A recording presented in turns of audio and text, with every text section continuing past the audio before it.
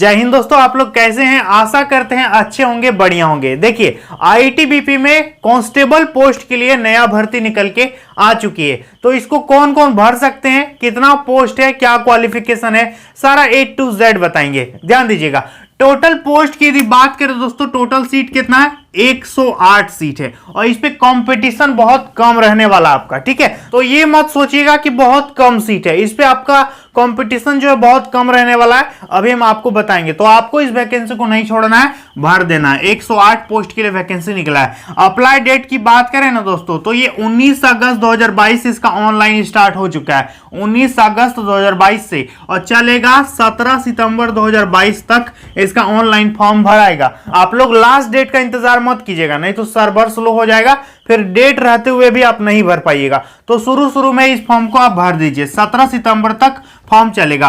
फी का बात करें दोस्तों, इस पे कितना फी लगेगा, तो देखिए, यदि आप जनरल में हैं, ओबीसी में है या ईडब्ल्यूएस में है, तब आपको 100 रुपया पेमेंट करना होगा।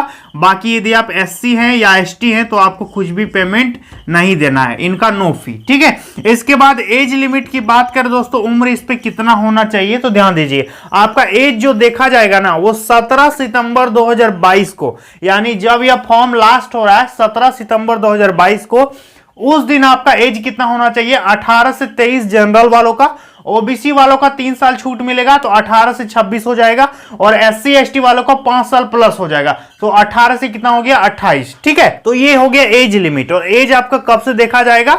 17 सितंबर 2022 से आपका एज गिना जाएगा। इस दिन आपका इतना उम्र होना चाहिए। ठीक है, जनरल 18 से 23, ओबीसी 18 से 26, एससी एसटी 18 से 28। यहां तक क्लियर है? चलिए, अब बात करें दोस्तों, इस पे सैलरी कितना दिया जाएगा। ध्यान दीजिए, तो देखिए, इस पे आपका शुरुआती वेतन रहेगा दोस्तों 21,700 से लेकर के 69,100 के बीच आपका स्टार्टिंग वेतन होगा। तो काफी अच्छा खासा वेतन होने वाला है, इसको नहीं छोड़िएगा। ठीक है, लेवल 3 का आपको पेमेंट इस पे दिया जाएगा। इसके बाद बात करें पोस्ट, इस पे कौन कौन सा पोस्ट है और टोटल पोस्ट कितना है। ध्यान दीजिए, सबसे पहले यहां पर देख सकते हैं पोस्ट का नेम। पोस्ट का नेम क्या है?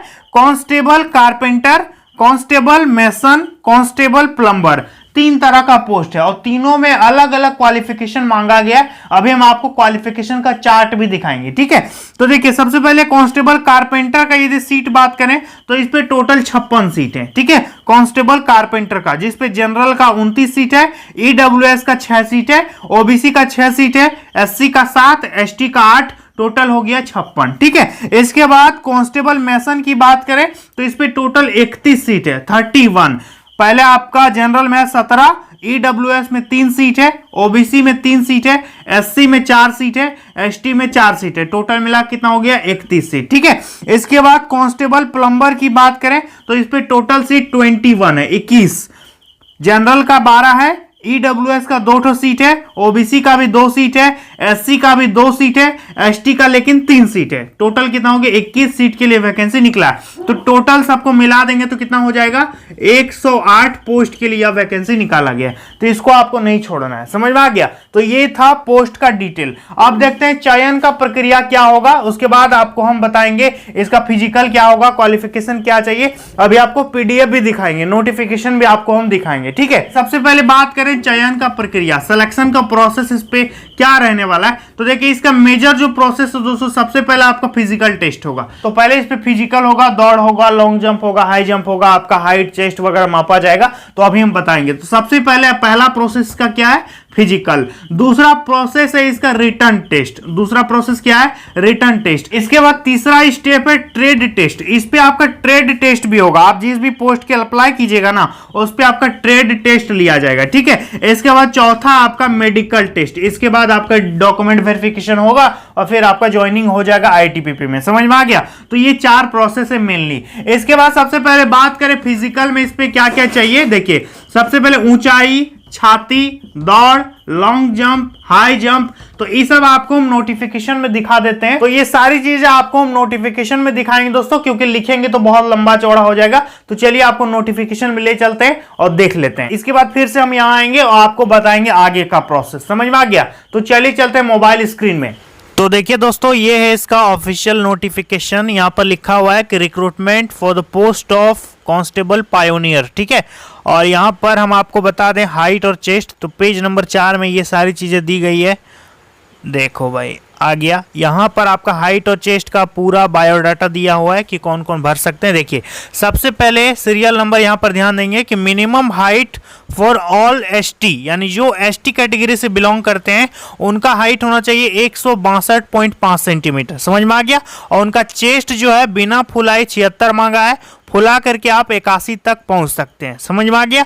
और इसके बाद कुछ विशेष क्षेत्रों के विद्यार्थियों को हाइट में और चेस्ट में छूट दिया गया है। जैसे कि बी नंबर में देखिए कि minimum height of candidates following in the categories of Garhwalis, Kumaonis, Gorkha, Dogra, Marathas, candidate belonging to the state of Sikkim, Nagaland, Arunachal Pradesh, Manipur, Tripura, Mizoram, Meghalaya, Assam, Himachal Pradesh, और है आपका Kashmir region of union territory and Jammu and Kashmir and union territory of Ladakh. तो यदि आप इन सारे एरिया से बिलोंग करते हैं तो आपका हाइट होना चाहिए 165 सेंटीमीटर और चेस्ट आपका 78 मांगा है मिनिमम, और मैक्सिमम चेस्ट आपका 83 होना चाहिए, समझ में आ गया। और जो आम विद्यार्थी हैं जो किसी भी क्षेत्र से बिलोंग नहीं करते, ना ही वो एसटी कैटेगरी में आते हैं, यानी जनरल हैं, ईडब्ल्यूएस हैं, ओबीसी हैं, एससी हैं, तब आपका हाइट होना चाहिए 170 सेंटीमीटर और आपका चेस्ट मांगा गया 80 मिनिमम, और फुला करके आप 85 तक इसको बढ़ा सकते हो, ठीक है। तो इनको छोड़ करके सभी विद्यार्थियों का हाइट होना चाहिए 170 सेंटीमीटर, चेस्ट आपका 80 से 85 होना चाहिए, समझ में आ गया। इसके बाद चलिए अब देख लेते हैं कि रनिंग वगैरह कितना आपका होने वाला, इस पे ध्यान दीजिएगा। और रनिंग होगा, लॉन्ग जंप होगा, हाई जंप होगा, ध्यान दीजिए। तो देखिए ये है फेज 1। सबसे पहले आपका होगा पीईटी, फिजिकल एफिशिएंसी टेस्ट, यानी सबसे पहले आपका दौड़ वगैरह होगा, फिर आपका मेजरमेंट होगा, समझ में आ गया। तो पहला आपका रेस 1.6 किलोमीटर का आपका दौड़ होगा, यानी 1600 मीटर, 7.5 मिनट आपको टाइम दिया जाएगा, ठीक है। 11 फीट आपको लॉन्ग जंप कूदना पड़ेगा, 3 चांस आपको दिया जाएगा इसके लिए। 3.5 फीट आपका हाई जंप होगा, इसमें भी आपको 3 चांस मिलेगा, ठीक है। दौड़ कितना हो गया 1600 मीटर 7.5 मिनट में, हाई जंप हो गया 3.5 फीट, लॉन्ग जंप हो गया 11 फीट। सबके लिए आपको 3-3 मौका देगा, ठीक है। 3 बार आपको कूदने दिया जाएगा, समझ में आ गया। चलिए तो दोस्तों जैसा कि आपने देखा इस पे कितना दौड़ मांगा है, कितना ऊंचाई मांगा है, कितना छाती मांगा है, सारा चीज आपको हम बता दिए। नेक्स्ट स्टेप बात करें रिटर्न टेस्ट का सिलेबस क्या रहने वाला है। जो आपका रिटर्न टेस्ट होगा वो कैसा होगा, तो इस पे 100 क्वेश्चन का आपका एग्जाम होगा। टोटल क्वेश्चन कितना रहेगा 100, मार्क्स कितना हो गया 100 मार्क्स। और ये ओएमआर में या फिर सीबीटी दोनों में से कोई भी हो सकता है। विज्ञापन में स्पष्ट लिखा हुआ है कि एग्जाम जो है या तो ओएमआर में लिया जा सकता है या फिर सीबीटी एग्जाम हो सकता है। नोटिफिकेशन में ये बात क्लियर लिख दिया है कि या तो आपका ओएमआर में होगा या सीबीटी में होगा। इसकी सूचना बाद में दी जाएगी, समझ में आ गया, जब आपका एडमिट कार्ड आएगा। टाइम का बात करें तो 2 घंटा इस पे आपको टाइम दिया जाएगा। इस एग्जाम में आपको कितना टाइम मिलेगा 2 घंटा आपको टाइम दिएगा। इस पे जो क्वेश्चन पूछेगा दोस्तों, सबसे पहले इंग्लिश से रहेगा आपका 20 क्वेश्चन, ठीक है।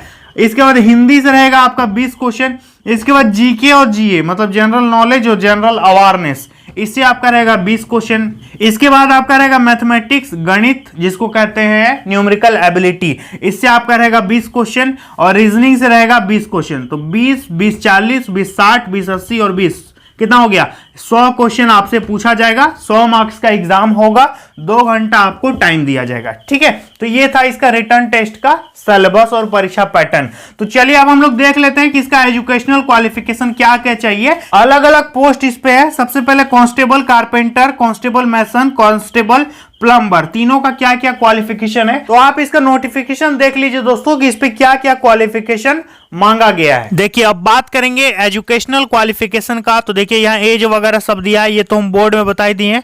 एजुकेशनल क्वालिफिकेशन की बात करें तो ध्यान से पढ़िए, इस लाइन में बी नंबर में क्या लिखा है कि मैट्रिकुलेशन और इक्विवेलेंट फ्रॉम रिकॉग्नाइज्ड बोर्ड। सबसे पहले तो आपका 10th होना चाहिए, ठीक है। 10th के साथ साथ आपका क्या मांगा है कि 1 year certificate course from a recognised industrial training institute, मतलब ITI आपका 1 साल का सर्टिफिकेट मांगा है in the trade of mason में, कारपेंटर में या फिर प्लम्बर में, आप जिस भी पोस्ट के लिए अप्लाई कर रहे हो उस पोस्ट के लिए आपका 1 साल का ITI सर्टिफिकेट होना चाहिए। यहां पर आप देख सकते हो, तो इन सारे ट्रेड में आपका ITI सर्टिफिकेट होना चाहिए 1 साल का 10th के साथ, तब आप इस वैकेंसी को भर सकते हो। समझ में आ गया? तो ये है इसका एजुकेशनल क्वालिफिकेशन। तो जैसा कि आपने देखा कि इस पे 10th के साथ साथ आपका इन सारे ट्रेड में आपका ITI सर्टिफिकेट होना चाहिए, तभी आप इस वैकेंसी को भर पाइएगा। तो यदि आप 10th पास है, कितना परसेंटेज है प्लस में, इन सारे ट्रेड में आपका यदि ITI सर्टिफिकेट है, तब आप इस वैकेंसी को भर सकते हो। और इस पे कंपटीशन जो है दोस्तों बहुत कम रहने वाला है, क्योंकि बहुत सारे विद्यार्थियों के पास जो है ये ITI सर्टिफिकेट वगैरह नहीं होता है, और जो होता भी है तो बहुत कम लोग अप्लाई करेंगे, कट ऑफ वगैरह कम जाएगा, आपका सिलेक्शन होने का संभावना इस पे ज्यादा है। तो आप इस वैकेंसी को मत छोड़िएगा, इस वैकेंसी को जरूर भरिएगा। तो यदि आप जरा सा भी इस वैकेंसी के लिए इंटरेस्टेड हैं तो इसको जरूर भरिए। और इससे रिलेटेड यदि आपको कुछ जानना है, कुछ पूछना है मुझसे, तो आप मुझे कॉमेंट सेक्शन में पूछ सकते हो। तो चलिए दोस्तों, मिलते हैं नेक्स्ट वीडियो में बहुत जल्द, तब तक के लिए बहुत बहुत धन्यवाद।